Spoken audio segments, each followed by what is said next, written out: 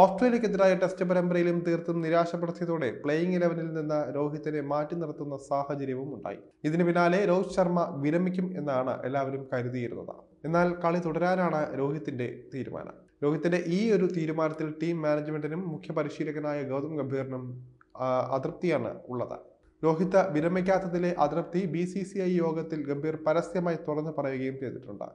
ഇപ്പോഴത്തെ ടീം മാനേജ്മെന്റിന്റെ നിർദ്ദേശം പാലിക്കാൻ രോഹിത് ശർമ്മ തയ്യാറെടുക്കുകയാണ്. വലിയ ഇടവേളയ്ക്ക് ശേഷം രോഹിത് രഞ്ജി ട്രോഫി കളിക്കാൻ തയ്യാറെടുക്കുകയാണെന്ന റിപ്പോർട്ടുകളാണ് ഉള്ളത്.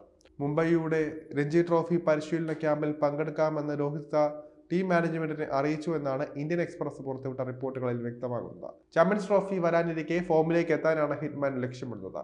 ജമ്മു കാശ്മീരിനെതിരെയാണ് മുംബൈയുടെ അടുത്ത മത്സരം. ഇതിൽ രോഹിത് ശർമ്മയും ഉണ്ടാകും എന്നാണ് വിവരം. രഞ്ജി ട്രോഫിയിലെ പരിശീലനത്തിലെ പ്രകടനം നോക്കിയാകും രോഹിത്തിനെ കളിപ്പിക്കുന്ന കാര്യം മുംബൈ ടീം തീരുമാനിക്കുകയെന്നും റിപ്പോർട്ടുകളുണ്ട്.